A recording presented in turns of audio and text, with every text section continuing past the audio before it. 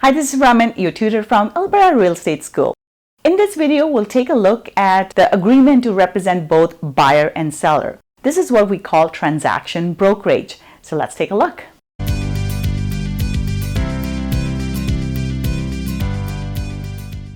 Okay, so what does it mean to represent both buyer and seller? So this means we become a transaction facilitator. So in this case, we will be the neutral party in between the buyer and seller.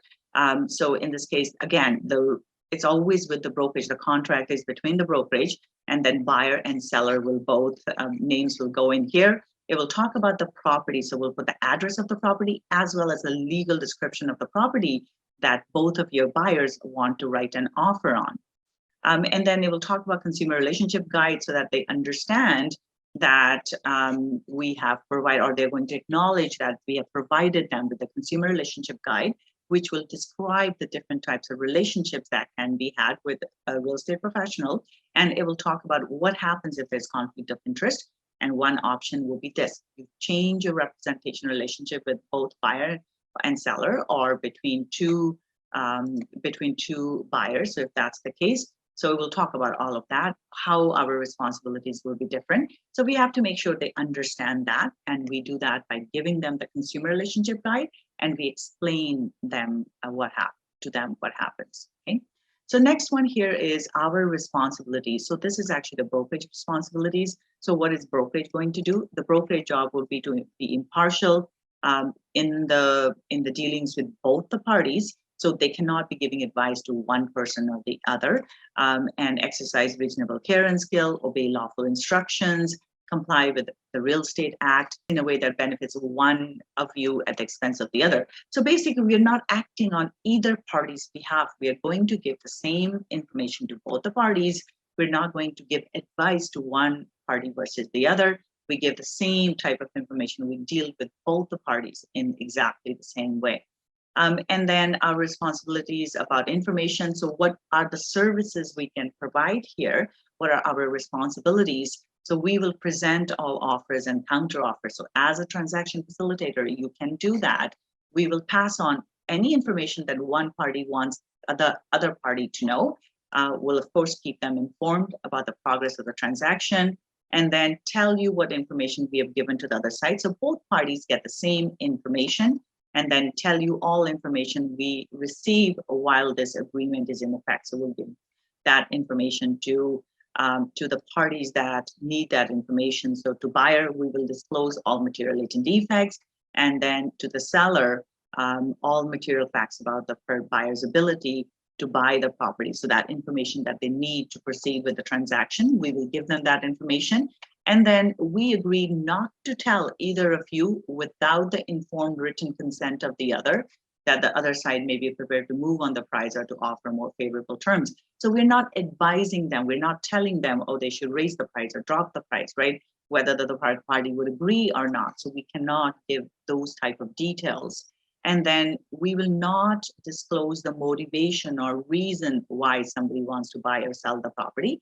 Because if the other party knows, for example, that they really need to buy this house, the seller may get stuck on the price. Or if the buyer knows that the seller really needs to sell, they may be in a financial difficulty or they may be moving, then they'll come back with a lowball offer. So we are not going to disclose this information, and we are not going to disclose any personal or confidential information about one party to the other, right?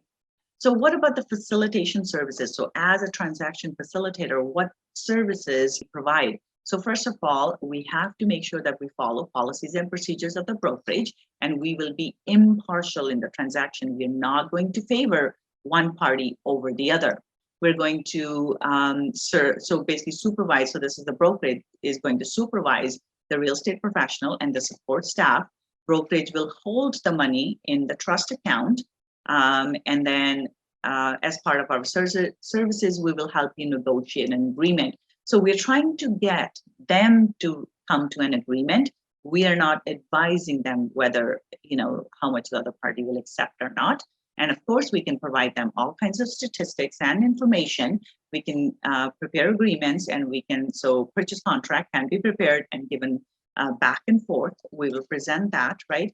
And then if they need any support, if they need any names of any service providers, those can be provided as well. Okay, so that's what this means. Now, what are the services we cannot provide as transaction facilitator? This is important as well. So we cannot provide any information that will influence,